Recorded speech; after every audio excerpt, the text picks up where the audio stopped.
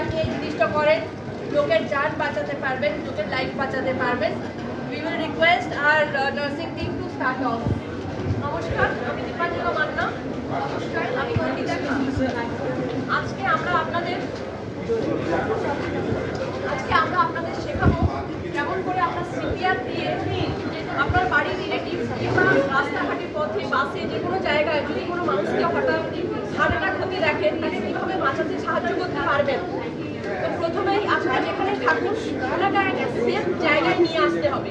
আপনি ট্রেনের মাঝখানে সিটে বসে বা বাসে বসে সেরকম জায়গায় এটা করতে পারবেন না। ওনাকে আগে একটা ভালো পজিশন দিতে হবে। তো তার জন্য ওনাকে ওই জায়গা থেকে সরিয়ে একটা সমতল সারফেসের ওপর, ফ্ল্যাট সারফেসের ওপর লাইভ পজিশনে শুয়ে দেবেন। তারপর খুব জোরে তাদের কাছে ঝাঁকুনি দিয়ে জিজ্ঞাসা করবেন মানে আদতে উনি অজ্ঞান হয়েছেন নাকি ওনার কার্ডিয়াক অ্যারেস্ট হয়েছে সেটা বোঝার জন্য খুব জোরে ওনাকে ঝাঁকুনি দিয়ে ডাকবেন, হ্যালো স্যার, হ্যালো স্যার, আপনি কি শুনতে পাচ্ছেন, আপনি কি ঠিক আছেন, এভাবে ডাকবেন। যদি অজ্ঞান থাকে তাও আপনি বুঝতে পারবেন আর দেখবেন যে ওনার চেস্টটা ওঠানামা করছে কিনা, মানে নিঃশ্বাস প্রশ্বাস চলছে কিনা সেটা আপনারা খেয়াল করবেন।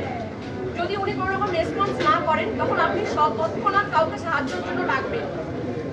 সেটার জন্য আপনারা অ্যাম্বুলেন্সে কল করতে পারেন বা আপনার পাশে থাকবে ওনাকে বলবেন অ্যাম্বুলেন্সে কল করতে। তারপর আপনারা পালস চেক করবেন, ক্যারোটিড পালস চেক করবেন, কারণ কার্ডিয়াক অ্যারেস্ট বা হার্ট অ্যাটাক হলে মানুষের পেরিফেরাল যে পালসগুলো থাকে সেগুলো হয়তো অনেক সময় পাওয়া যায়, কিন্তু ক্যারোটিড পালস অনেক বড়, তাই এটা শেষ পর্যন্ত পাওয়া যায় এবং হার্টের এবং ফুসফুসের অনেক কাছে।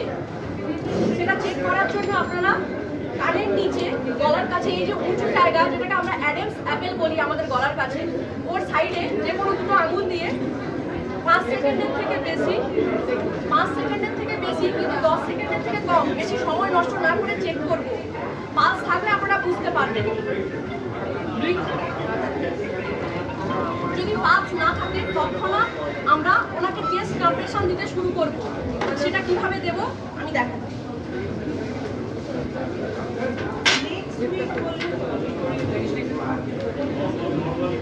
ওনার নিপলের মাঝখানে একটা ইমাজিনারি লাইন ভাববেন এবং তার মাঝে স্টারনামের ওপর আপনার যেটা ডমিনেন্ট হ্যান্ড সেই হাতটা নিচে রেখে এবং নন ডমিনেন্ট হ্যান্ডটা উপরে রেখে শক্তভাবে প্রেস করতে হবে।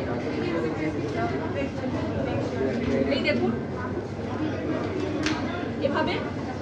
আর মুখে কাউন্ট করব, 30টা কম্প্রেশন দেব।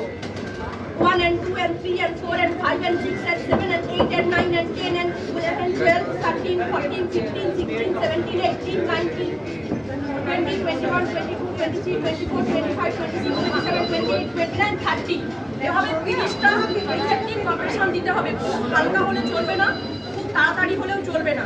আপনারা কাউন্টটা যদি এরকম করেন তাহলে টাইমিংটাও মেনটেন থাকবে এবং কম্প্রেশনটাও ঠিকঠাক হবে। তারপরে আমরা ব্রিথ দেবো, দুটো ব্রিথ দেবো।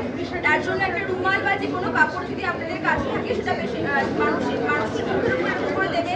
তারপরে হেডটাকে টিল্ট করতে হবে, নাকটা পিঞ্চ করতে হবে, তারপরে এইভাবে মুখটা ওপেন করতে হবে। করার পর দেখবো আমরা যে মুখের মধ্যে কোনো কিছু ঢুকে আছে কেন, চোকিং হয়ে গেছে কিনা। যদি থাকে সেটা বের করে দেবো। বের করে দেওয়ার পরে আমাদের নিজেকে ভালো করে নিঃশ্বাস নিতে হবে।